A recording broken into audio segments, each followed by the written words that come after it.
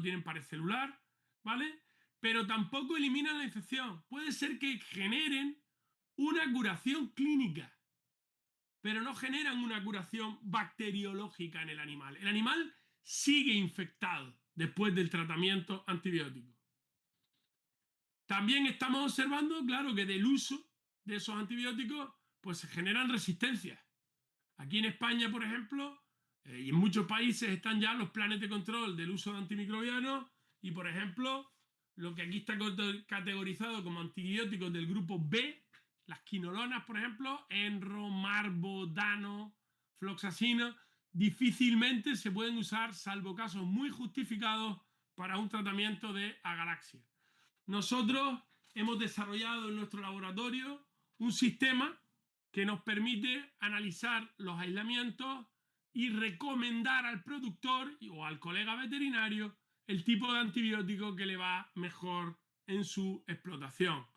Pero, aún así, todos sabemos que cuando esos valores son altos, siempre aparece alguna mutación en las zonas de unión de los antibióticos que hacen que estos no ejerzan el efecto que deberían estar ejerciendo.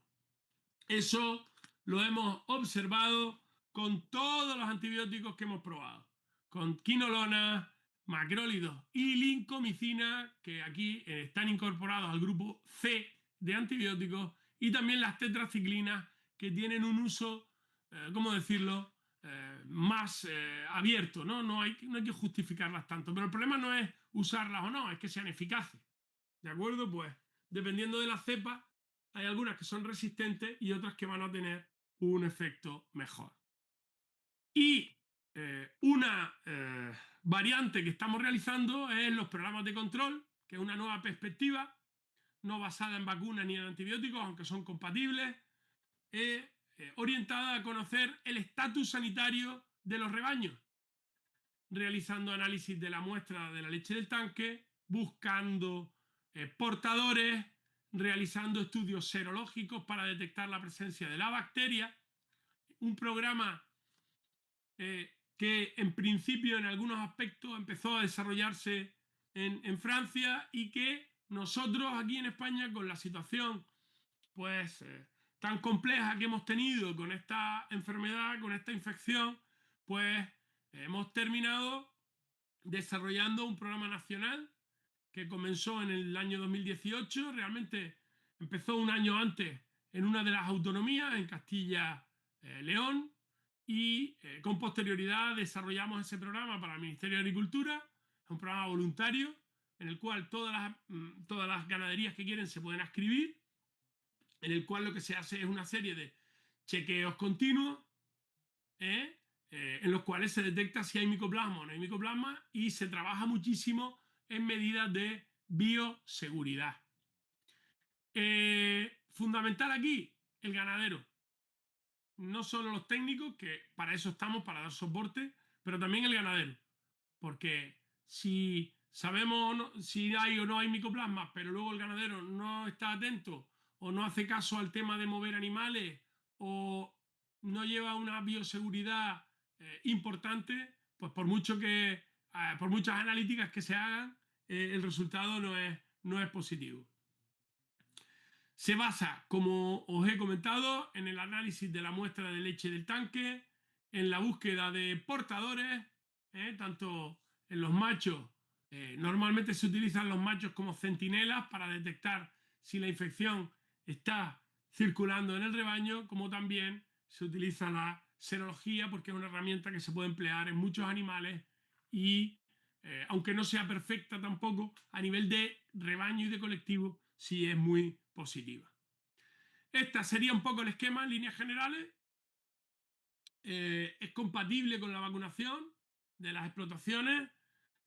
Lo diseñamos para el Ministerio de Agricultura y actualmente se está empleando en buena parte o en muchas de las comunidades autónomas de nuestro país, de España. Y bueno, pues los resultados hay de todo tipo. Hay rebaños que llevamos muchos años analizando y son negativos todo el rato, otros en los que esporádicamente se encontró algún animal positivo, se quitó y se han mantenido negativos, y otros en los que simultáneamente pues se ha ido manteniendo la infección.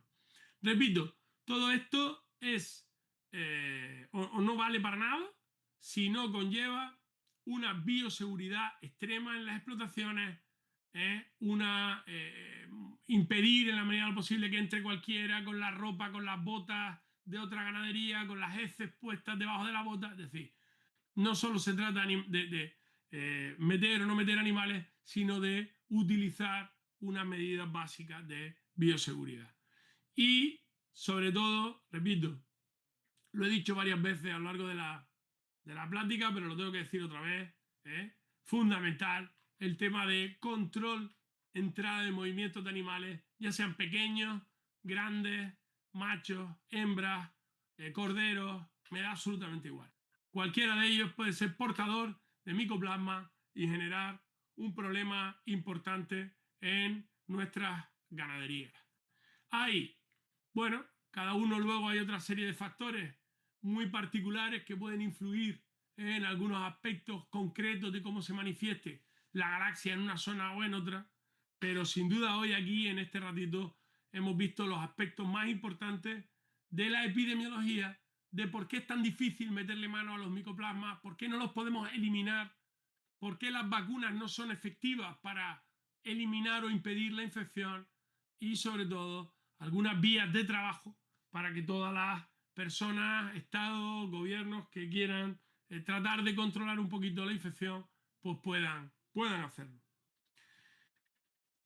Aspectos fundamentales para terminar, lo que estaba diciendo, en todas las ganaderías donde se llevan a cabo estos programas de control se realiza también un control del calostro, se hace tratamiento del calostro y se le da lactancia artificial a los animales para evitar, por ejemplo, pues la transmisión en esas fases tempranas de la infección.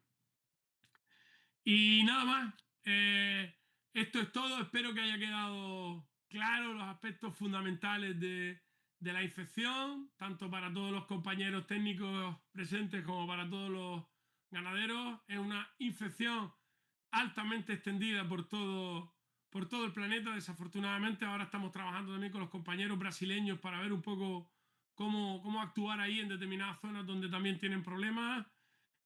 Acabo de venir hace un par de meses de Australia y también hay problemas en las explotaciones de ovino en algunas zonas. Es decir, tenemos que ver cada uno cuáles son las características de nuestros animales, cómo afecta a nuestra producción y evidentemente, pues todos poco a poco ir trabajando en pos de la mejora sanitaria de nuestros animales, porque sin duda es un elemento fundamental para asegurar el futuro de un sector tan necesario y tan bonito como la ovinocultura y la caprinocultura. Muchísimas gracias a todos. Doctor, muchísimas gracias por su plática. La verdad es que, pues lo que siempre vemos en las enfermedades, ¿no?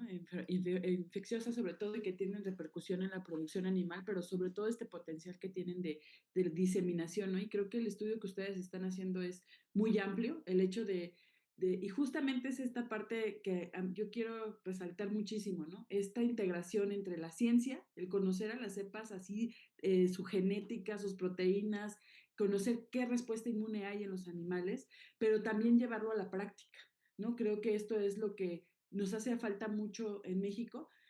Hay muchos equipos trabajando fuertemente en esto también, en diferentes enfermedades infecciosas que también tenemos en México, pero creo que esto nos hace falta, ¿no? Integrar la ciencia con la clínica y ver que esto tiene un efecto muy positivo. Entonces, muchas gracias, doctor. Para nosotros, a mí es fundamental. Es decir, nosotros trabajamos tanto a nivel gubernamental como con diferentes asociaciones de ganaderos, tanto de ovino como de caprino, en diferentes partes de España, porque para nosotros es fundamental, porque al final todo esto, todo ese conocimiento nos ayuda a entender mejor las infecciones, a entender qué es lo que pasa cuando un compañero pincha un antibiótico y no funciona en un acto, en una explotación. Pero luego, si toda esa experiencia no tratas de llevarla al control, a la mejora de la infección, por lo menos tal y como nosotros entendemos esto, eso es fundamental, ¿no? Y una de las cosas que a nosotros pues estamos muy orgullosos es de poder llevar, como dicen, del campo a la mesa, ¿no? Es decir, empezar trabajando por conocer cómo era la infección y terminar escribiendo el programa de control, ¿no? A nivel nacional, ¿no? Digamos que toda esa trayectoria, que evidentemente no es ni de un año ni de dos, ni es mía sola, sino de muchísima gente, pues evidentemente yo creo que es fundamental. Para mí, ahora mismo necesitamos que toda esa investigación que se hace en los centros, que es muy buena, ¿eh? De alguna manera acabe luego también en los productores y ellos vean también pues esas mejoras, ¿no? Asociadas a todo ese desarrollo tecnológico, ¿no? Yo creo que es fundamental. Y usted mencionó algo muy importante, doctor, el apoyo, ¿no? El apoyo gubernamental, el apoyo de la ciencia y además ganarse la confianza de los productores, que esto no es sencillo, ¿no? El saber dirigirse con los productores para que ellos confíen en ti, confíen en tus estrategias de control, creo que también ese es un punto que muy pocas universidades nos enseñan, ¿no? El hecho de esta relación, la aprendemos hasta nuestra vida profesional y nos damos muchos topes. Nosotros, vamos, es tanto que hemos llegado ya a un nivel de confianza, ¿no? Con muchas de estas asociaciones que, que ya son ellos los que vienen a nosotros a proponernos nuevas enfermedades con las que trabajar, ¿no? Es decir, oye, que queremos que trabajéis en esto ya. O sea, son los propios ganaderos, las propias asociaciones de productores las que nos marcan un poco la línea de por dónde trabajar, ¿no? Hasta que nosotros a veces decimos, espera, espera, que ya por aquí no podemos. Ya no puedo. Pero, pero la verdad que da mucho gusto cuando tienes esa interacción y esa relación con el sector al punto de que tú llames y digas, oye, necesito que hagas esto con tus animales y ni pregunten prácticamente, ¿no? O sea, yo creo que esa relación entre universidad, investigación y asociaciones, productores, es algo muy bonito y en este sentido, hombre, a nosotros nos ha costado muchos años de trabajo, muchos años de confianza, pero yo animo a todos los investigadores y a todos los compañeros que nos estén escuchando a que lo intenten y a que lo hagan porque es muy satisfactorio en muchos sentidos. Claro, y muy necesario, ¿no? Yo creo que como usted Totalmente, bien lo indica, ¿no? Para la caprinocultura y ovinocultura nacional y mundial, ¿no? Para todos. totalmente, totalmente, totalmente de acuerdo. Muchísimas gracias. Bueno, nada más les recuerdo a nuestros participantes que en el botoncito de preguntas y respuestas pueden hacer ahí sus preguntas. Por lo pronto, doctor, tenemos una pregunta y nos dicen, en relación a medidas de bioseguridad, además de no ingresar animales nuevos al rebaño, ¿qué otras recomendaciones prácticas nos pudiera dar para evitar el ingreso de micoplasma? Pues mira, muy buena pregunta. No vamos a hablar de todas porque no se puede, pero voy a hacer dos, tres menciones solamente para reflexionar, ¿no? Pues bueno, esto pasa en todos lados, ¿eh? Esto pasa en España todavía en muchos sitios. Es decir, la típica persona, compañero, ganadero, que viene a visitarte y ¿qué haces? Pues tú le enseñas tu explotación, ¿verdad? Y lo llevas a la sala de ordeño y tal. No eres consciente ni de qué ropa tiene, ni de qué botas tiene, ni de qué animales ha estado tocando. No les pones ni siquiera unas calzas. ¿Cómo le voy a decir yo que se ponga unas calzas en los zapatos? Si y ya no estamos hablando solo de micoplasma, te puede estar metiendo paratuberculosis, o sea, lo que quieras, literalmente, ¿no? Otro elemento, el camión de recogida de la leche, por ejemplo. En muchas ocasiones entra el camión de recogida de la leche hasta el fondo, llega hasta normalmente donde están los tanques de producción. ¿Y qué pasa? Pues se baja la persona, abre el tanque de leche para meter la manguera, manguera que viene de otra ganadería normalmente, y suelta allí un chorro de leche, que evidentemente allí se queda. Y me explico, son cuestiones muy básicas, muy sencillas, pero que en un momento determinado no tenemos que estar hablando solo de un vallado, de gastarse un montón de dinero en... No, a veces es tan sencillo como tener un paquete de calzas en tu allí y cuando venga alguien a visitarte que se las ponga. Claro, Eso no vale dinero. Y eso es bioseguridad también, ¿no? Quiero decir, que seamos todos capaces de sentarnos en nuestra ganadería y decir, a ver, ¿por dónde podría tener yo problemas? ¿No? Yo acabo de dar ahora dos ejemplos, ¿no? Pero cada uno adaptarlo.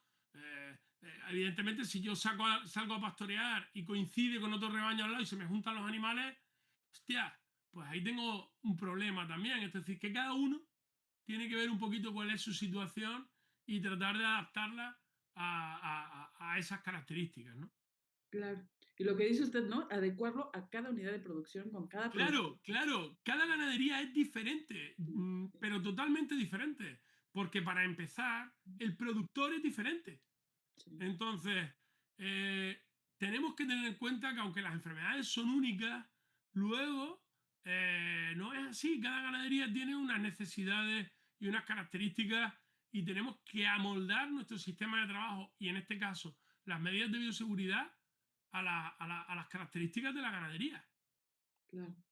Pues muchísimas gracias, doctor. Y bueno, una última pregunta ya para dar paso a nuestra siguiente plática. Y dice, ¿qué manejo recomienda con las borregas o cabras que presentan mastitis y que están siendo ordeñadas? ¿Separar animales sirve de algo? A ver, importante, depende de cuántas tengas. Si tienes cabras con mastitis, evidentemente, lo que hay que hacer sí o sí es ordeñarlas al final. Sí, hay que separarlas y ordeñarlas al final mínimo. Eso es lo mínimo. ¿Para qué? Porque si tú estás, depende de cómo lo hagas, hay gente que las ordeña a mano, tienen menos problemas, pero por ejemplo yo recomiendo que animales que en un momento determinado tengan mamitis, hayan pasado mamitis, incluso si tienes datos, hay explotaciones que ya lo tienen, por ejemplo, de células somáticas. De eso podríamos estar hablando una hora, otra hora aparte. Es decir, cuando las células somáticas están altas en determinados momentos de la curva de lactación, pues te está indicando que lo más probable es que el animal tenga una infección intramamaria, aunque sea leche todavía, aunque se pueda comercializar. Entonces, yo esas cabras, en la medida de lo posible, también las metería a cola de ordeño, ¿de acuerdo? Eh, no hay una norma estricta y básica, porque también depende del tipo de mamitis que tengan. No es lo mismo una mamitis por estafilococo coagulasa negativo que por un aureus que por un coli. Es decir, los puntos de infección son diferentes y hay que tener diferente precaución, pero lo mínimo, cuando uno tiene animales con mamitis sospechosos, lo mínimo es llevárselos a cola de ordeño.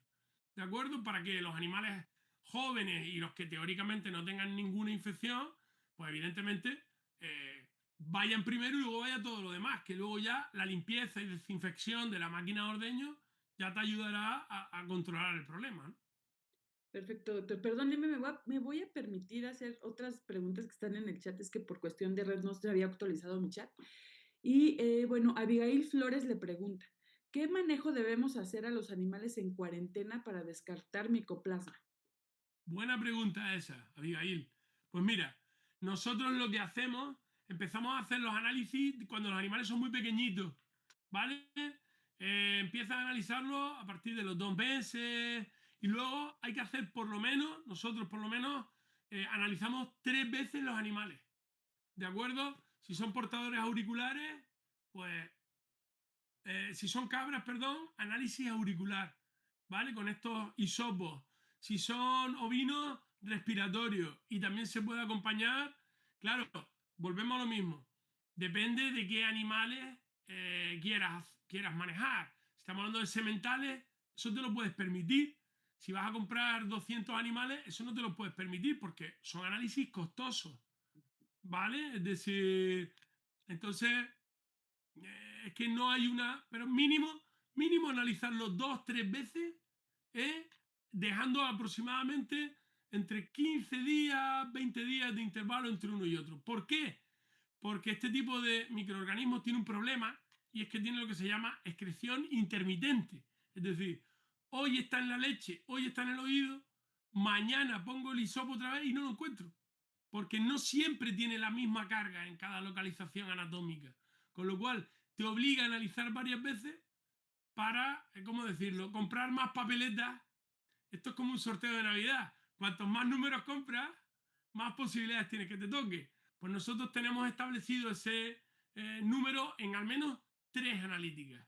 A nivel individual, a nivel de rebaño, se analizan 5 veces la leche del tanque a lo largo de la lactación, aparte de determinadas analíticas en los animales individuales. Muchas gracias, doctor. Ahora sí ya es la última pregunta y dice, ¿valdría la pena realizar un muestreo aleatorio representativo del hato o sería preferible muestrar a todo el hato? ¿Para qué? ¿Cuál es el objetivo? ¿Detectar la infección? Dice, sobre el muestreo por medio de hisopado, cuando existe la Sí, sospecha de la presencia.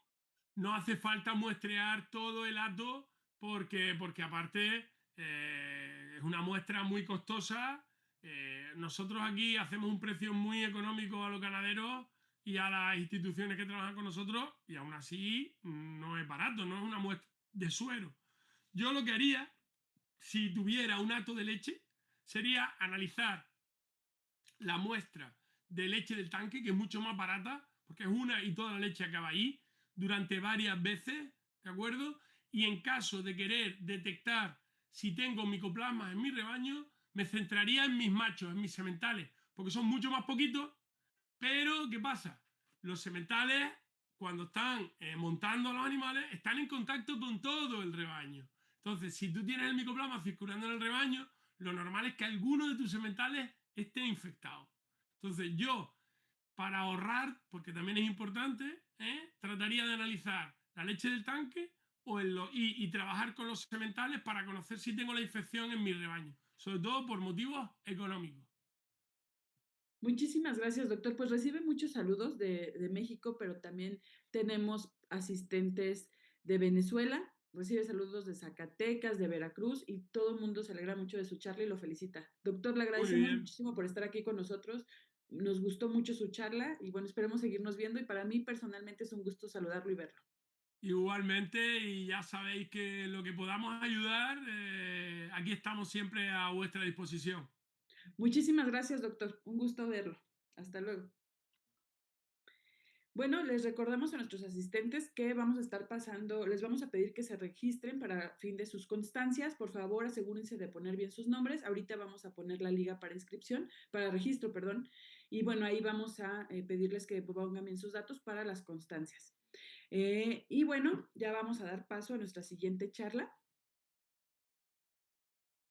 nuestra segunda charla del día de hoy, que va a ser impartida por la médica veterinaria Noelia Román, que es graduada de la Facultad de Ciencias Veterinarias de la Universidad Nacional de La Plata, posee una especialidad en biotecnologías de la reproducción bovina, cursada en el Instituto de Reproducción Animal de Córdoba, Argentina.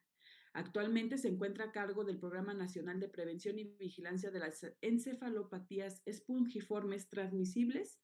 Y también tenemos el gusto de presentar al ingeniero zootecnista Alejandro Imbrogno. Es técnico para bioterio de la Facultad de Ciencias Veterinarias de la Universidad de Buenos Aires e ingeniero zootecnista de la Facultad de Ciencias Agrarias de la Universidad Nacional de Lomas de Zamora, con una especialización en calidad de carne y res de la Universidad Nacional de Córdoba, con énfasis en certificaciones de calidad. Actualmente, ambos expertos se desempeñan en el Programa Nacional de Prevención y Vigilancia de las Encefalopatías Espongiformes Transmisibles, y esto es dependiente de la Dirección Nacional de Sanidad Animal en Argentina. El título de su charla es Actualidades de Scrappy en Argentina. Doctora, les agradecemos mucho que estén aquí. Muchísimas gracias por su participación y les dejo cámaras y micrófonos. Hola Muchas Jazmín, hola a gracias. todos. Bueno, antes que nada, en nombre de los dos, agradecerles por esta invitación en este simposio internacional. La participación siempre de distintos organismos, distintos países en estos ámbitos de intercambio nos parece muy importante. eh, y sobre todo cuando son los consejos técnicos consultivos de la de sanidad animal, como en este caso en el comité número 9 de ovinos y caprinos, que suelen tener mucha relevancia. Así que, bueno, les voy a compartir una presentación.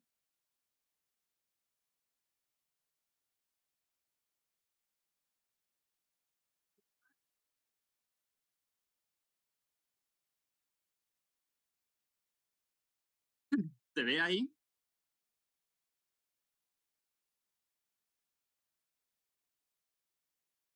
Sí la Sí, Ale, vemos. perfecto. Sí, bueno. Antes que nada quería hacerles una pequeña introducción de nosotros, del organismo, porque capaz al ser muchos países los que están escuchando la presentación no saben bien quiénes somos.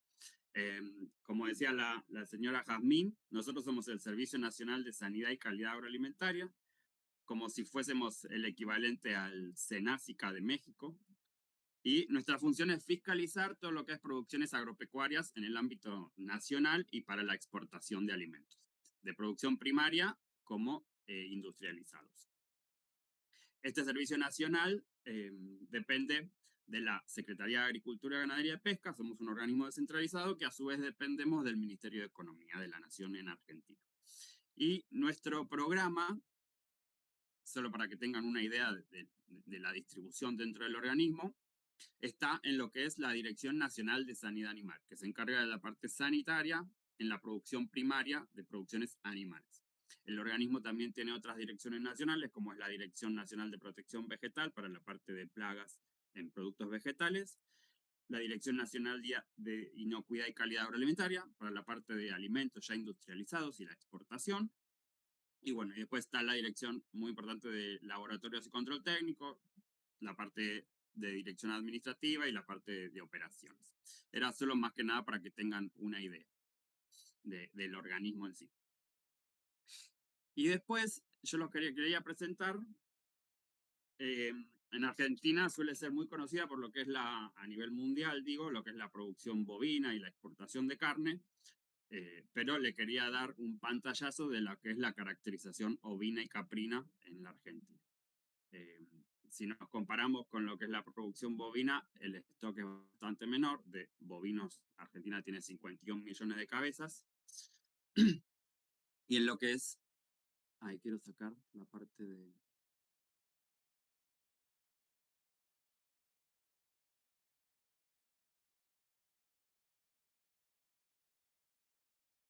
Ya sigo, quería eliminar la parte de... porque me tapa parte de las presentaciones. Ahí. Bueno, entonces quería darle un resumen específico de lo que era la caracterización ovina y caprina.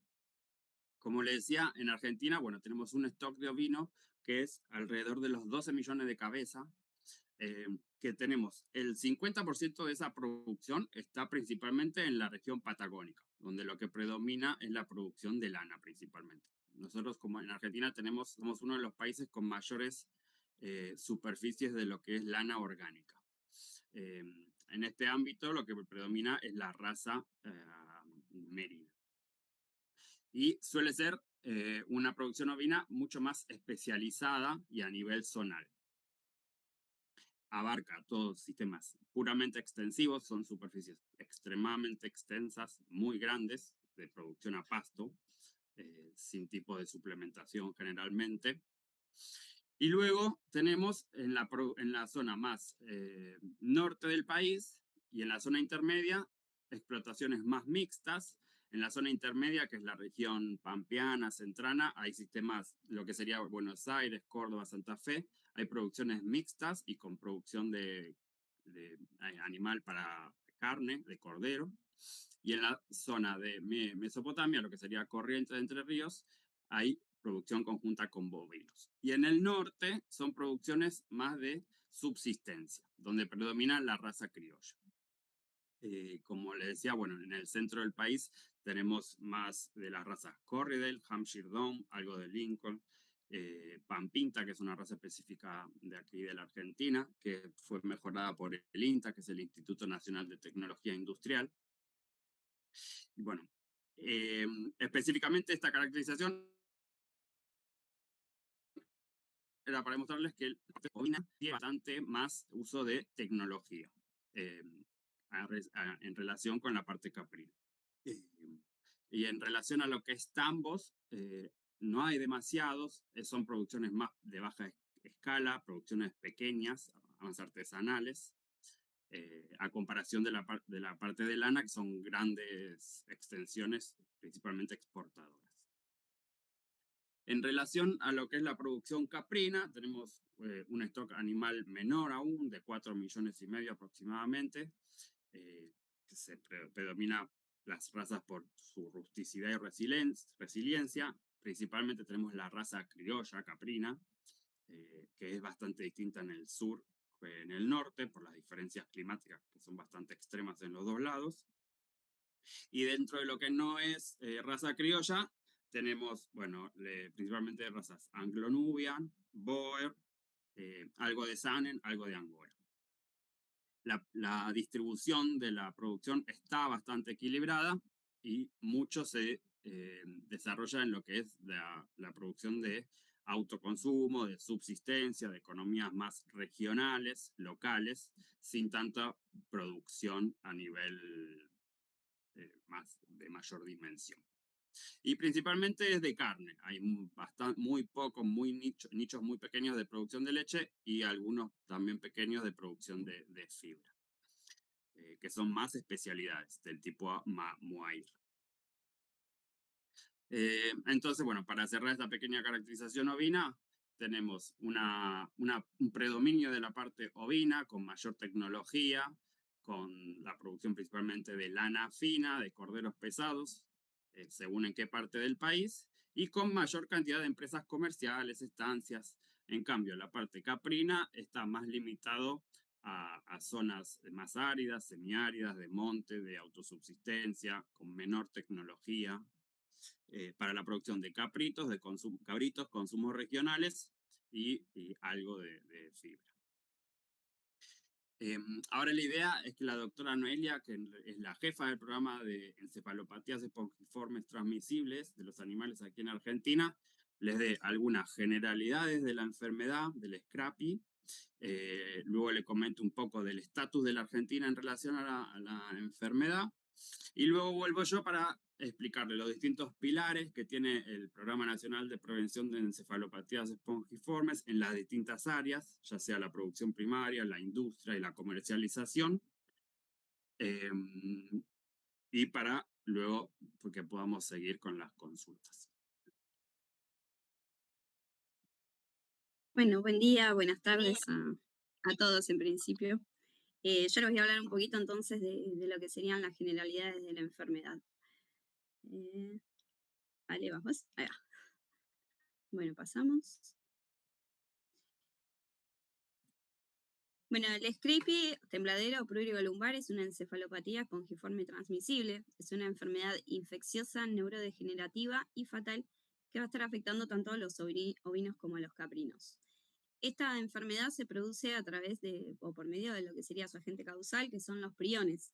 Los priones son isoformas proteicas anormalmente plegadas que van a derivar de una proteína normal que tiene el hospedador, que es la proteína priónica celular. Esta proteína priónica celular forma parte de algunas de lo que serían las membranas celulares y frente a la presencia de lo que serían los priones sufren un cambio conformacional, pasando de tener un 40% de alfa hélice y 3% de hoja beta plegada a tener una mayor proporción de hoja beta plegada. Este cambio conformacional hace que sea altamente insoluble y resistente a la degradación por parte de las proteasas. Al no poder ser degradado, se genera una acumulación dentro de lo que serían las células y esto produce justamente la neurodegeneración y el aspecto espongiforme a nivel de los cortes histológicos cuando hacemos las observaciones de los tejidos. El prurigo lumbar se puede clasificar en clásico o atípico. El prurigo lumbar clásico es aquella afección que es de tipo contagiosa, que se va a transmitir de la madre a la descendencia principalmente y también se puede transmitir entre animales no emparentados. Mientras que lo que sería el prurigo lumbar atípico es una afección que no es contagiosa y que se va a producir de manera esporádica. Pasamos. Y en relación a lo que sería la transmisión, volviendo un poquito a esto, sabemos que la principal vía de transmisión va a ser aquella que se produce de la madre a la descendencia en el periodo que va desde el parto hasta el destete. Si bien existen otras vías, son menos frecuentes y estas van a depender de de los genotipos, la susceptibilidad, resistencia que tengan los animales y de la carga priónica, pudiéndose hacer una transmisión principalmente por lo que sería vía intrauterina o por medio de lo que serían excreciones y secreciones, como son la leche, materia fecal, orina y también se puede incluir la saliva. La principal fuente de infección en lo que es el SCRAPI se encuentra en lo que son las membranas fetales. Estas cuando no contaminan lo que serían los campos, estos pueden ir otros animales y comer estas membranas fetales y también contaminarse el mismo campo, y de esta manera sería el mecanismo de transmisión horizontal a animales que no se encuentran emparentados. La gran característica que tienen los priones es que presentan una gran resistencia a la inactivación por métodos físicos y químicos y se sabe que pueden mantenerse infectantes o con características infectantes durante larguísimos periodos de tiempo. Por muchísimos años se ha detectado, hasta más de una década se han encontrado priones que tienen o que conservan sus capacidades infectivas. Pasamos. En relación a lo que es el periodo de incubación, es un periodo que va a ser sumamente largo, también calculado en años, y en el caso de lo que sería el Scrapie clásico, se va a presentar principalmente en animales de 2 a 5 años de edad, mientras que lo que sería para el Scrapie atípico se va a presentar en animales mayores a 5 años. La característica del Scrapie, una de, de las cosas que llaman la atención, es que es una enfermedad que tiene una base genética. Se sabe que, de acuerdo a lo que sería el polimorfismo, pasamos se conoce cuál es el polimorfismo en lo que serían los codones 136, 154 y 171, que van a ser dentro de lo que sería el gen que va a estar codificando para la proteína priónica, de acuerdo a lo que sería su combinación alélica, se va a conocer lo que sería una mayor resistencia, una mayor susceptibilidad de los animales. Así, encontrándose entonces lo que serían animales con alelos ARR, van a ser aquellos animales que van a presentar una mayor resistencia a la enfermedad, mientras que aquellos que presentan alelos BQR van a ser los que presentan una mayor susceptibilidad, encontrándose entre ellos distintas alternativas de mayor o menor susceptibilidad, y en relación a esto, haciendo una genotipificación de los animales, es que nosotros podemos implementarlo en lo que serían nuestras acciones de vigilancia. Otro dato también importante de Scrapie es que esta no es una enfermedad zoonótica, a diferencia así de lo que sería, por ejemplo, B, encefalopatía espongiforme bovina, que sí lo es.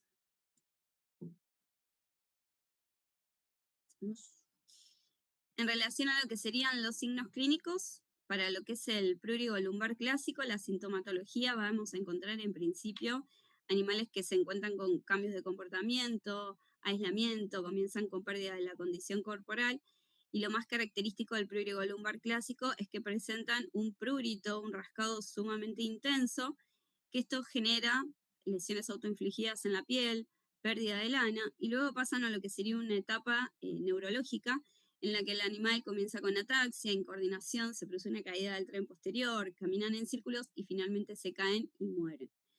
A diferencia de lo que sería el prurigo lumbar atípico, este no tiene la característica del prurito tan intenso, sino que manifiesta más bien una sintomatología más neurológica, ¿sí? En donde vamos a ver sí ataxia, incoordinación y lo mismo, caída del tren posterior y termina con la muerte del animal.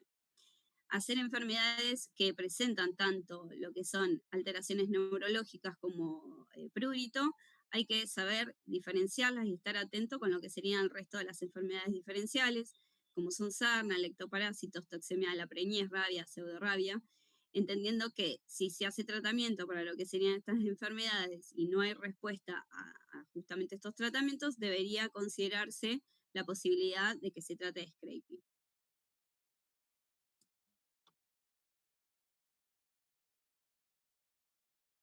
Bien, en relación a lo que sería el estatus sanitario, acá queríamos hacerle una mención entre la diferencia entre lo que sería el estatus sanitario para encefalopatías espongiforme bovina y para lo que sería el Scrapie. En relación a lo que sería encefalopatía espongiforme bovina, es un estatus de tipo oficial que es otorgado por OMSA. Argentina hoy tiene el estatus de país de riesgo insignificante para EB, y esto lo consigue debido a que anualmente se envía un análisis de riesgo actualizado del año corrido y además se completa un formulario de acuerdo a lo que sería el riesgo de ingreso, el riesgo de reciclado y a la vigilancia epidemiológica. Esta información se envía a OMSA y se hace la validación de lo que sería su estatus de país de riesgo insignificante. Distinto es lo que es el estatus de Scrapie, debido a que es un estatus de autorreconocimiento por parte de los países, de autodeclaración por parte de los países, de acuerdo a lo que son los lineamientos de OMSA. Y en relación a esto, actualmente Argentina reconoce como países libres de Scrapie a Uruguay, Australia y Nueva Zelanda.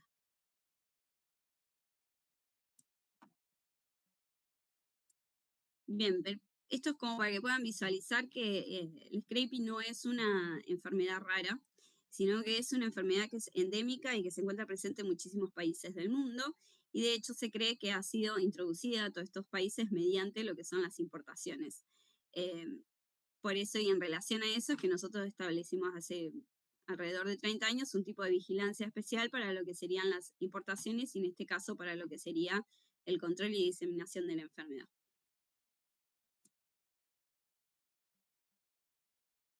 ¿Vale? Bueno, una vez que la doctora dio la parte específica del Scrappy, yo lo que quiero dar es comentarle cuáles son, por un lado, los objetivos de nuestro programa y por otro lado, todos los componentes del mismo. El Programa Nacional de Prevención y Vigilancia de las Encefalopatías Espongiformes Transmisibles aquí en Argentina está creado desde el 2002. El objetivo desde el inicio fue, bueno, por un lado, mantener siempre la condición de Argentina como libre de encefalopatía espongiforme, que otorgada por la OMSA, y de todas las encefalopatías transmisibles. Después vamos a ver que, bueno, en este año tuvimos la introducción del Scrappy. Hemos perdido esa parte del reconocimiento, de la autodeclaración libre de Scrappy, y después le vamos a contar todas las acciones que estamos haciendo frente a esa situación. Por otro lado, el programa busca mantener actualizado, bueno, el análisis y el seguimiento de todos los factores de riesgo, ya sean externos o internos, respecto a las encefalopatías, y que el organismo pueda certificar con la máxima precisión la condición sanitaria del país respecto a todas las encefalopatías espongiformes transmisibles. Y de los productos del mercado interno y de todo lo que exportamos. El programa tiene 4 pilares fundamentales, que después a continuación vamos a ir viendo uno por uno y cuáles son las medidas que se realizan en cada uno de ellos. El primer eslabón que consideramos más importante es la prevención del ingreso. Son todas las medidas que impiden el ingreso de los agentes priónicos al país. Por otro lado, tenemos el segundo eslabón, que es la prevención del reciclado y amplificación, que es el control de subproductos de origen animal y alimentos en rumiantes. Luego tenemos el eslabón de la vigilancia epidemiológica, con los distintos tipos de vigilancia que vamos a ver: la vigilancia pasiva, la vigilancia activa, la vigilancia dirigida y la vigilancia intensificada, que actualmente estamos llevando a cabo. Y por otro lado, el eslabón, que es muy importante, de la capacitación y difusión para mantenernos todos conscientes de la importancia de la prevención de esta enfermedad. Bueno, yendo al eslabón primero, que era la primera barrera para impedir el ingreso de la gente, nosotros la denominamos que es la prevención del ingreso y abarca todo lo que es el control de importaciones. Cuando decimos que controlamos las importaciones, nos referimos a los animales vivos y a los productos. En relación a los animales vivos, Argentina tiene desde 1995 un registro de reproductores rumiantes importados que, al margen de las normas específicas del ingreso de los animales, las características de ingreso, la habilitación de los predios cuarentenarios y de los análisis que se le hacen a esos animales para que puedan salir de la cuarentena y ser liberados en la Argentina, se hace un seguimiento específico de todos esos rumiantes reproductores importantes. Que el objetivo de la introducción es ser reproductor, no pueden venir con otro objetivo. Entonces, todos los rumiantes reproductores importados, después lo vamos a ver un poco más detallado, pero bueno, tienen que estar inscriptos en un registro con un número específico que se le da desde el programa de encefalopatías espongiformes. Y después vamos a ver todos los controles específicos que se le hacen. Y la vigilancia. Por otro lado, tenemos el análisis de los alimentos importados para la determinación de proteínas animales prohibidas. El organismo determina análisis e identificación de proteínas de origen rumiante en mercancías animales importadas para la alimentación humana o animal, productos farmacéuticos, productos fertilizantes, y a su vez está todo el análisis de insumos y productos que contengan origen rumiante de vacunas, insumos médicos, entre otros productos. Los ejemplos más comunes de estos productos son: cada vez que se ingresan vacunas que tienen componentes de origen rumiante, ya sea suero fetal, suero de ternero, suero bovino, albúminas, o bueno, cebo, cualquier otro componente que se utilice en algún producto para la industria veterinaria y farmacológica, pasa por el programa de prevención de las encefalopatías y se hace una evaluación integral del producto. Por un lado, se evalúan los componentes que tiene, si ese componente está dentro de lo que es mercancía segura en función de lo que dice la OMSA, o si es un material más de riesgo. Se evalúa del país de origen, si tiene una clasificación de riesgo insignificante, de riesgo controlado por la OMSA. Se evalúan los certificados sanitarios de los organismos oficiales de los países de origen. Entonces, bueno, se hace un análisis integral. Otro ejemplo muy común de estos trámites es la evaluación, por ejemplo, de lo que es insumos médicos para humanos, como es el análisis de válvulas aórticas, que suelen tener pericardios. Eso lo mismo, se analiza de qué país viene, cuál es el componente, si es de riesgo, si es inocuo, el estatus oficial del país de ingreso. Cuando puede ingresar un fertilizante, también si se declara que tiene un componente rumiante, se evalúa. Y si hubiese algún alimento de consumo humano, también se puede evaluar. Eso el organismo va determinando cuál es el mayor o no riesgo de ingreso de los productos. Para eso el organismo hace cada una serie de años un análisis de riesgo integral que va actualizando el análisis de riesgo anterior.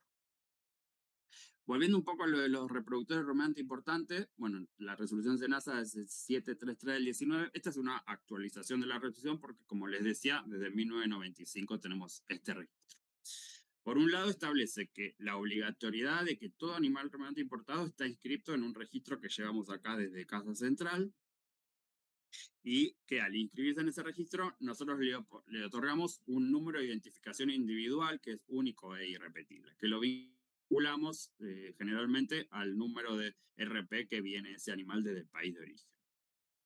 Cuando el animal ingresa, los productores, cuando se libera la cuarentena, llenan lo que nosotros llamamos un anexo 1, que es una declaración jurada de aceptación de responsabilidades sanitarias sobre ese animal, en donde declara bajo juramento que cualquier situación que ocurra con ese animal la va a declarar.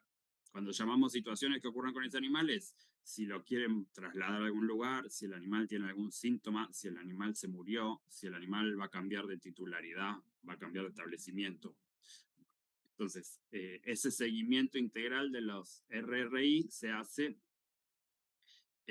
a partir de lo que nosotros llamamos anexo 2, que son las declaraciones de novedades sanitarias. Cada vez que ocurre alguna de estas novedades, el operador o el productor está obligado a presentar ante las oficinas de SENASA esta novedad. SENASA tiene en todo el país, en muchas de las localidades, oficinas locales con personal del organismo donde los productores hacen estos trámites. Actualmente el SENASA tiene más de 400 oficinas locales en todo el país. Y adicionalmente, la oficina local tiene la obligación de 2 veces por año ir a los establecimientos, constatar el estado de salud y la presencia de los animales, y se llenan lo que nosotros denominamos el anexo 3, que es como el checklist, la lista de verificación de cada uno de esos animales que sigan en el establecimiento con la novedad del buen estado de salud o lo que corresponda. Otra parte fundamental de este registro y de esta parte del pilar del programa es que obligatoriamente todos los reproductores rumiantes importados que entran al país, al morir, sea cuando sea, antes, temprano, lo que sea, es obligatoria la notificación inmediata para la toma de muestra de cerebro y la búsqueda de encefalopatías espongiformes transmisibles. La toma de muestras siempre es oficial, va el veterinario del SENASA a tomarla. Y esto es obligatorio para todos los reproductores rumiantes importados, ya sean bovinos, ovinos, caprinos o ciervos. Bueno, entonces esto nada, era un poco el repaso de lo que le decía recién. Se ingresan, le damos el número de registro, completan la declaración jurada de responsabilidad sanitaria, tienen la obligación de completar los anexos 2 frente a cualquier novedad sanitaria, movimiento, cambio de titularidad, traslados, muertes, y las constataciones por parte del organismo en abril y en octubre. Después pasamos al punto 2 de lo que era uno de los pilares de la prevención general del programa, que es la prevención del reciclado y la amplificación. En esta instancia tenemos distintos puntos de acción. Por un lado en la faena, por otro lado en las plantas de rendering de productos de consumo no humano, por otro lado en las plantas de control de los alimentos balanceados y en las plantas.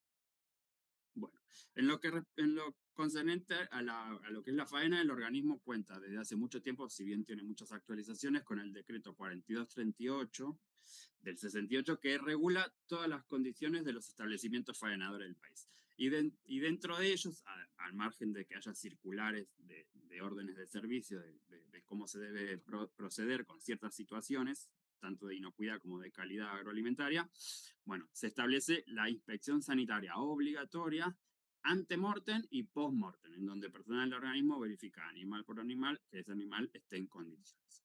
Y se establecen las condiciones de manejo, tratamiento y disposición de lo que se llaman los MER, que es el material específico de riego.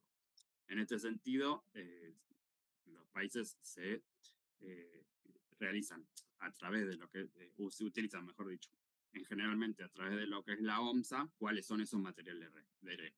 Cerebro, cerebelo, todo lo que sea columna vertebral, amígdalas, timo, parte de los intestinos. Puede cambiar en función de las especies. Bueno, el segundo punto importante dentro de este punto de prevención del reciclado y amplificación es el control en lo que es las plantas de rendering. Son plantas de producción no destinado a humano, sino que son producción de harina de carne, harina de hueso, harina de sangre, harina de vísceras. Sí o sí, al igual que las plantas de faena, todas estas plantas tienen que estar habilitadas por el SENASA, por el organismo, con un número de habilitación, con inspección oficial, y están obligadas a mantener una trazabilidad de todo lo que ingresa, de todo el procesamiento y de todo lo que sale. En relación a las exigencias, se les controla que todo lo que procesan, las cenizas de hueso principalmente, tengan un tratamiento térmico específico de 600 grados y mínimo 1 hora, para evitar que queden restos óseos que puedan contaminar otros animales, cuando se hacen alimentos para animales. Y estas plantas tienen la obligación que cuando envían a plantas de alimentos para animales, a cada lote, para ser liberado y transportado, tienen que hacerle un análisis Kjeldahl para la determinación de proteína. Eso es obligatorio y verificado por el organismo. Y por otro lado, no pueden transportar a granel, ni harinas animales, ni cenizas de hueso. Y un punto más que tenemos en relación a esto es que tenemos una normativa que también, si bien es del año 24, es porque tuvo actualizaciones, pero está hace muchísimos años, que está prohibida la alimentación de rumiantes con proteínas animales. Tenemos solo ciertas excepciones, como es la harina de pescado, las harinas lácteas, las harinas de plumas u ovoproductos. Pero el resto de las harinas y de los productos de origen animal están prohibidos en la alimentación de los rumiantes. Todas las plantas de alimento balanceado, algo que quería decir, tienen sí o sí muestreos por parte del organismo, tanto de los productos elaborados de alimentos para animales, como de las materias primas. Esos son muestreos obligatorios por el organismo, son anuales y de todos los productos. Y las plantas, además, tienen la obligación de mantener, en el caso de que produzcan alimentos, tanto para monogástricos como para rumiantes, tienen la obligación de mantener doble línea de producción y demostrar todo el tiempo que no hay posibilidad de contaminación cruzada. El tercer pilar que tenemos en el programa, que es la parte de vigilancia epidemiológica. Por un lado tenemos una resolución del organismo, que es la de nuestra resolución 153 del 2021, que es la resolución que determina las enfermedades de notificación obligatoria. En este sentido, el SCRAPI está dentro de lo que nosotros denominamos Grupo 1, que es de denuncia inmediata y obligatoria, que ante las sospechas, los productores, los veterinarios, los privados, los asesores, quien sea, tienen la obligación de notificar y denunciar frente al organismo. Esto suele haber muchas capacitaciones para tratar de fomentar esta necesidad. En relación a esta vigilancia pasiva, bueno, cualquier notificación de cuadros neurológicos compatibles con EEB o SCRAPY son obligatorios. Los animales blancos a muestrear son, en relación a la EEB, por el tema de bovinos, bubalinos, cérvidos, que tengan signos compatibles y en animales mayores de 24 meses, esto por los periodos de incubación, y en ovinos y caprinos, además de los signos neurológicos compatibles, que tengan más de 18 meses. Cuando hablamos de signos compatibles, bueno, es parte de lo que la doctora ya dijo en su momento sobre cambio del estado mental, cambio en el comportamiento o actividad, que estén agresivos, nerviosos, con hipervocalización, rechinamiento de dientes, hiperreactividad o sobresaltos frente al tacto, a la luz, a los sonidos, cambio de postura, de movimiento, ataxia, coordinación, rascado, frotados, dar vuelta en círculos o demás. Cualquier signo neurológico en realidad.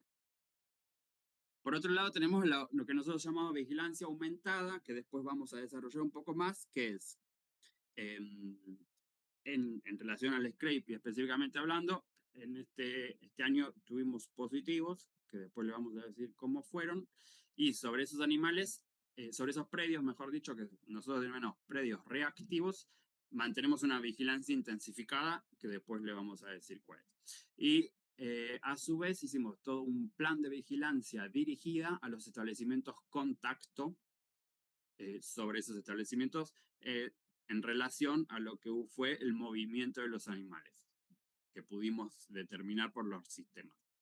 Ahora les voy a mostrar un poquito de los sistemas para que se pueda entender. Bueno, y por otro lado tenemos la vigilancia activa sobre el muestreo de encéfalo de reproductores rumiantes importados, obligatoria para todos los RRI.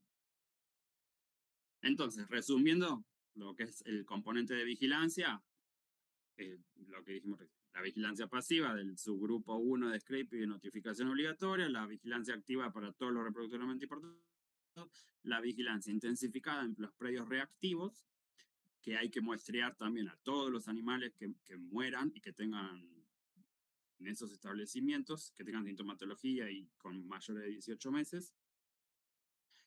Tiene además inspecciones dirigidas, específicas, y la vigilancia dirigida a los predios contacto, que pudieron haber, sino que hubo intercambio de animales entre los establecimientos.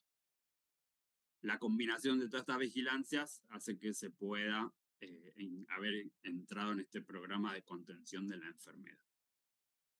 Y el último componente específico del programa general de todas las encefalopatías espongiformes es el de la capacitación y difusión. Anualmente el organismo hace cursos de capacitación, tanto para el personal interno de SENASA, obligatorios, y para personal externo, que son médicos veterinarios privados, trabajamos mucho con los colegios de veterinarios de las distintas provincias, y también son para estudiantes de veterinaria, productores rurales, sociedades rurales, asociaciones de razas. Y tenemos en promedio, más o menos, por año siempre ronda alrededor de las 200 personas capacitadas.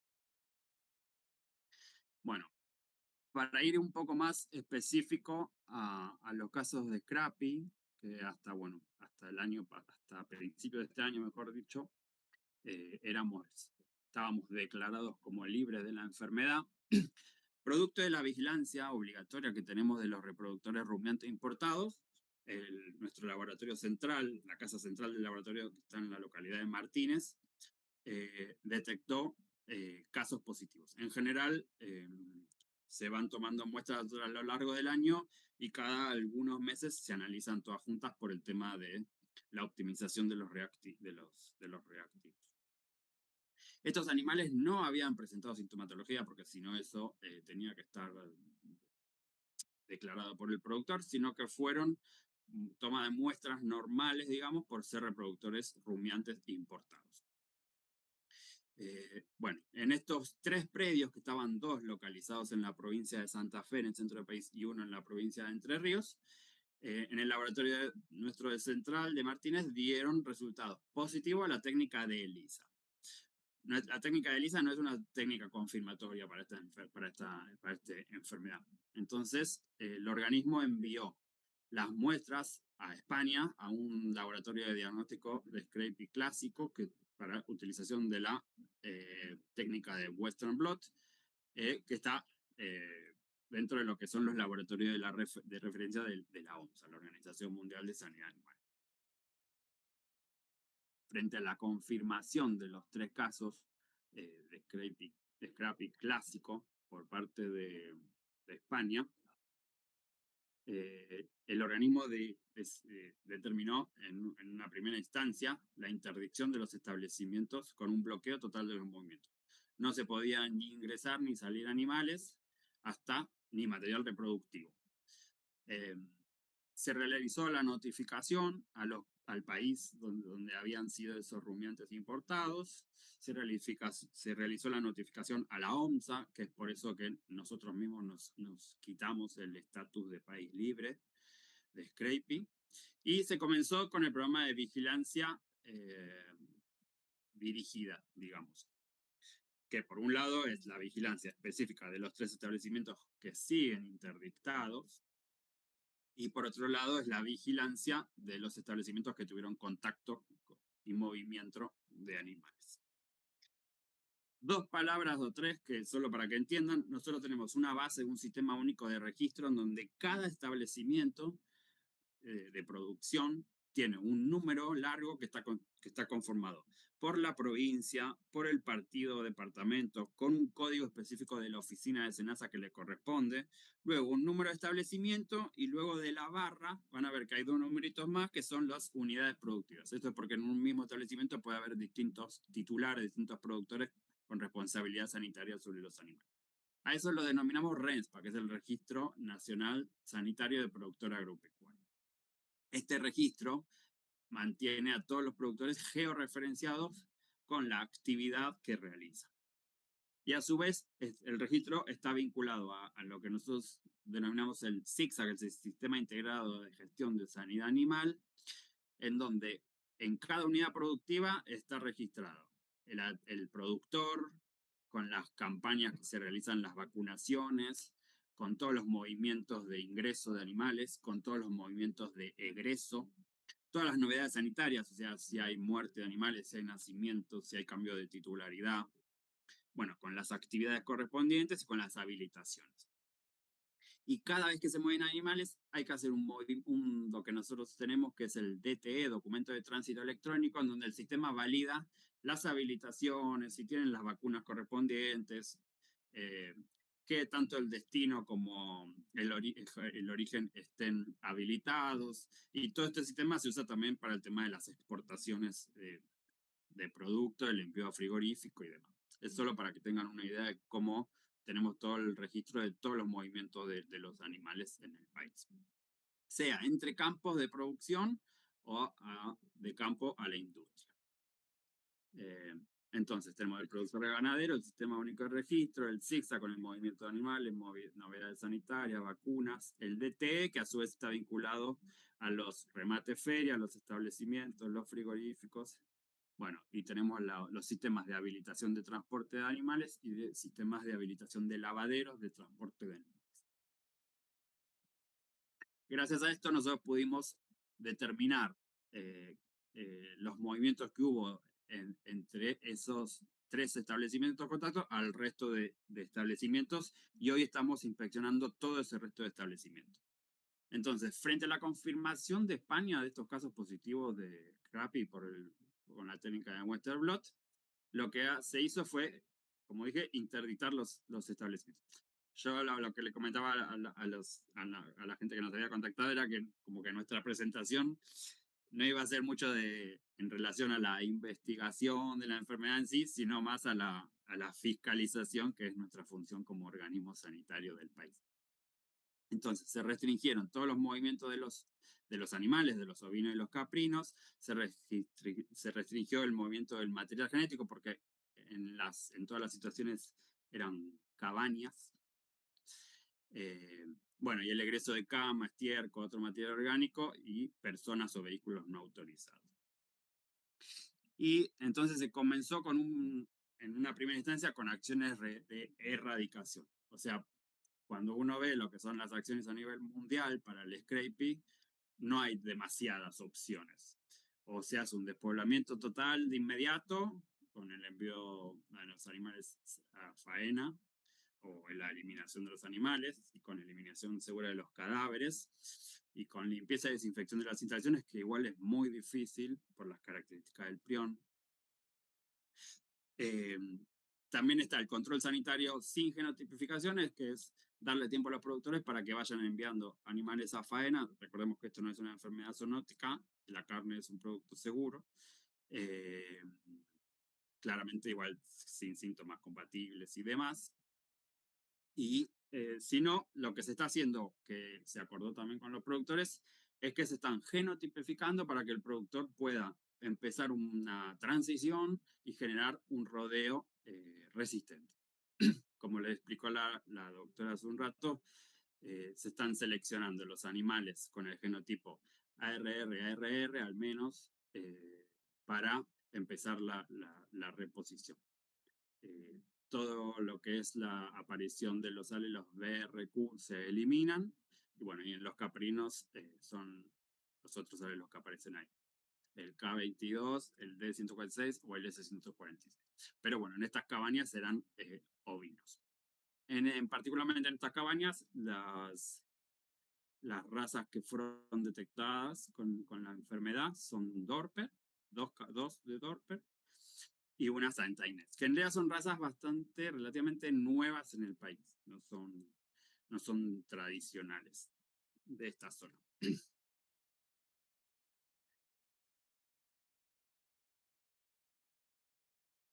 Bueno, entonces este establecimiento entró a su vez en una vigilancia intensificada. Todos los animales mayores de 18 meses son analizados si mueren.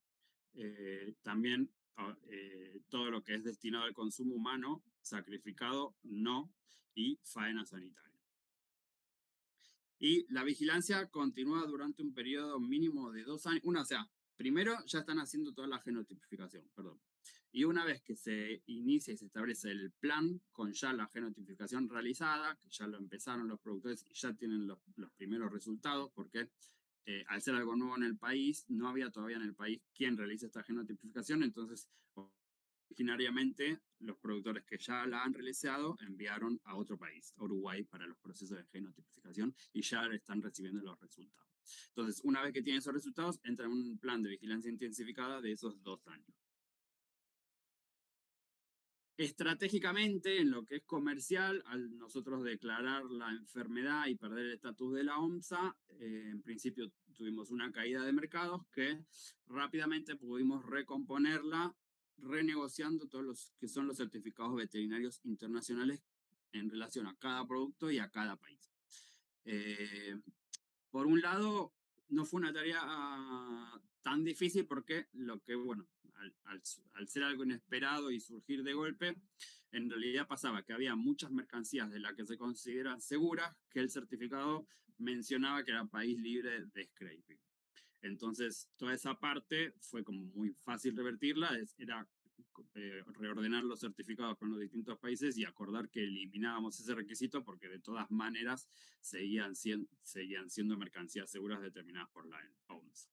Esto es en relación a los embriones de ovinos recolectados en vivos, según como dice el capítulo de la OMSA, cueros, pieles, gelatina y colágeno de cuero o piel, bueno, cierto sebo, fosfato bical, cicolana, fibra. Y en lo que es específico de carne, con el tratamiento del material específico de riego como lo determina la OMSA. Y alguna que otra del resto de la mercadería con mayor riesgo es determinando medidas de mitigación en función de la edad de los animales, de la inspección sanitaria oficial o del estatus del país de la OMSA. Y actualmente nos encontramos trabajando en un proyecto de resolución para actualizar íntegramente todo el Programa Nacional de Enfermedades de Encefalopatías Espongiformes Transmisibles, que contempla 2 situaciones. Esto todavía es proyecto de resolución, no está aprobado, todavía tiene que ser verificado por las autoridades, pero bueno, estamos trabajando bastante avanzado en esto, es que por un lado es determinar lo que nosotros consideramos zona libre, aprovechando que todo lo que es nuestra región patagónica del sur, nosotros en relación a los bovinos y a la fiebre aftosa tenemos dos situaciones sanitarias distintas. Del centro para arriba somos un país libre de fiebre aftosa con vacunación, y del centro para abajo somos un país libre de fiebre aftosa sin vacunación. Entonces, aprovechando esa barrera geográfica y con barreras sanitarias, donde hay puestos oficiales que controlan todo ese movimiento de tanto de productos y demás, está prohibido el traspaso de animales y de productos. Entonces, sería fácil determinar que nosotros podamos decir que nuestra Patagonia está libre de scraping. El objetivo principal de esta zonificación sería proteger en una primera instancia a la producción lanera del país, que es muy importante y con buena relevancia. Y por otro lado, en lo que sería en la zona norte del país, estamos trabajando en función también de lo que son las recomendaciones de la OMSA y en este mismo proyecto de resolución, en establecer los establecimientos libres de scraping, como establecimiento en sí, como unidad productiva en sí, en donde se determinaría que los animales sí o sí tienen que tener identificación obligatoria individual con caravana electrónica, donde todos los movimientos, si bien hoy están controlados, tendrían un control más, porque solo podrían recibir animales de establecimientos que tengan el mismo estatus, y ese movimiento de animales sería con lo que nosotros denominamos TRI, que es una tarjeta de registro individual, en donde caravana por caravana, individualmente, quedan registrados los movimientos de los ovinos. Bueno, después la parte de, al ser cabañas, si manejan embriones, ya sea in vivo o ovocitos o embriones in vitro, cumplir con lo especificado por el artículo de la OMSA, o lo mismo con el semen. Claramente no tienen que tener casos de prurigo lumbar, no tienen que tener contacto directo ni indirecto, ni compartir pastos con ovinos o caprinos de un establecimiento con un estatus inferior, sanitario digo. Someterse a un sistema de muestreos en donde todos los ovinos y caprinos mayores de 18 meses que mueran se van a muestrear. También, al margen de la edad, cualquier animal que presente síntomas de caquexia crónica, o cualquier animal que tenga algún síntoma neurológico se va a muestrear, y con inspecciones específicas del organismo mayores a las inspecciones de rutina que puede tener cualquier establecimiento, para mantener esa revalidación del estatus de establecimiento libre anualmente. Y bueno, hasta acá sería la presentación. La idea era darles como un panorama de todo. Es un programa muy extenso que interviene en muchas áreas. Si bien nosotros estamos en la parte de, como le decía, en la Dirección Nacional de Sanidad Animal y con la producción a campo, intervienen las áreas de comercio exterior, intervienen las áreas de inocuidad en faena, áreas de inocuidad en rendering, áreas de inocuidad en elaboración de alimentos balanceados, las áreas de comercio por los productos que ingresan o por los productos que se exportan. Es un programa, en ese sentido, digamos, complejo por la cantidad de actores que intervienen. Pero bueno, la idea era contarles un poco todo nuestro programa, la situación que tuvimos y la experiencia de este año con el scraping, que es la primera vez y tuvimos que aprender también mucho. Y nada, espero que les haya interesado la presentación. Muchísimas gracias a ambos por la presentación. La verdad es que nos pintaron, o más bien nos presentaron un panorama muy importante, ¿no? Desde el punto de vista institucional, pero también esta afectación que tiene, ¿no?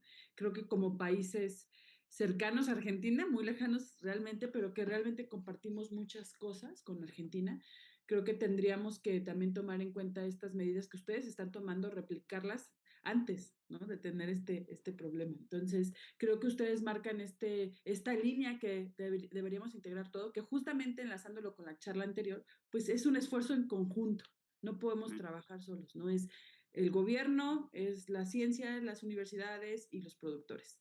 Entonces, les agradecemos mucho su plática y bueno, tenemos algunas preguntas. La primera es de la doctora Elizabeth Loza Rubio.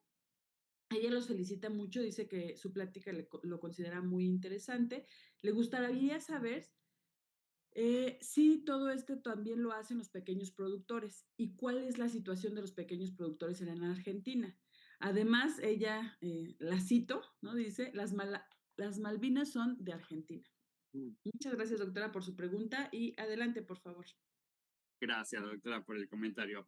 No, en realidad, o sea, ya tanto los pequeños como los productores más grandes, todos tienen las mismas obligaciones, el trabajo es lo mismo.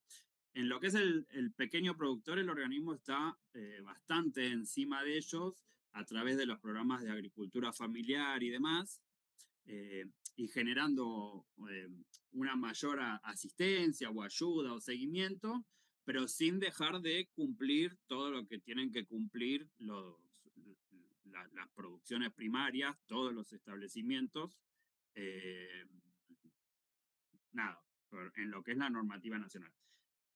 Es verdad que en esta situación en particular, los 3 productores afectados eran cabañas que tenían, si vamos a lo que es la capacidad económica del productor, bueno, estas 3 cabañas tenían la posibilidad de afrontar la genotipificación y demás. No tuvimos el caso de los pequeños, que haya sucedido en un pequeño productor aún. Pero en el caso de que ocurra, el organismo siempre va, por un lado, ayudar y asistir a que todos cumplan lo mismo, para que sea homogéneo y unificado el sistema. Muchas veces en distintos programas el organismo tiene ayudas o asistencias económicas, me refiero, para que se puedan realizar las mismas acciones que capaz en un productor más grande. Sí, claro, muchísimas gracias. El doctor Antonio Ortiz les pregunta, también los felicita, dice que es una gran conferencia y les pregunta cuál es el costo de las pruebas de diagnóstico. Eso, mira, en principio el organismo en principio lo dejamos como algo privado, es algo de los productores. En este caso, en el país no estaba el servicio de la genotipificación. Y, a ver, Noelia, no sé si me acuerdo, si no me equivoco, puede ser que valía Sí. $30 el servicio. Sí, en realidad lo que hicimos fue abrir el para que distintos laboratorios nacionales puedan formar parte de esto, pero bueno, nos faltaba parte del estudio que no la podemos realizar acá, entonces tuvimos que abrir un poquito y convocamos a otros laboratorios y los casos reactivos se hicieron en Genexa en Uruguay y el costo no lo estoy muy segura, pero fue alrededor de $40 y pico, $50 por muestra, fueron muestras de pelo. Pero bueno, era muy variable en un laboratorio a otro y mismo si lo hacíamos dentro del país y teníamos que derivar el resto de lo que sería el PCR de afuera, tenía un costo mayor. O sea, fue muy variable, hasta triplicado, cuatriplicado el valor. Así que es variable. Pero bueno, Y los últimos actualmente sí lo hay hicieron más o muchos menos por todo el mundo. laboratorios que ya están validando las técnicas acá en Argentina para darle servicio acá en Argentina, proyectando que va a haber algún nivel de utilización del servicio. Muchísimas gracias. También muchas gracias, doctor Cuellar, por sus saludos. Un abrazo para usted también. Y bueno, el doctor les pregunta. Primero los felicita también y dice una gran plática y tiene 3 preguntas. ¿Desde cuándo Argentina tiene problemas de Scrappy? ¿Cómo sospechan que fue la introducción de Scrappy Argentina? Y si se han presentado recientes casos de Scrappy actualmente, ¿no? La detección del Scrapie fue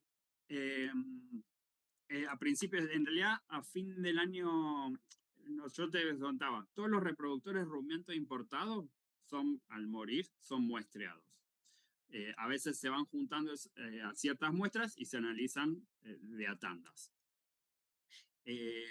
A fin del año pasado, alrededor de diciembre, fueron que mediante el análisis del organismo con el test de ELISA dieron reactivos 3 animales.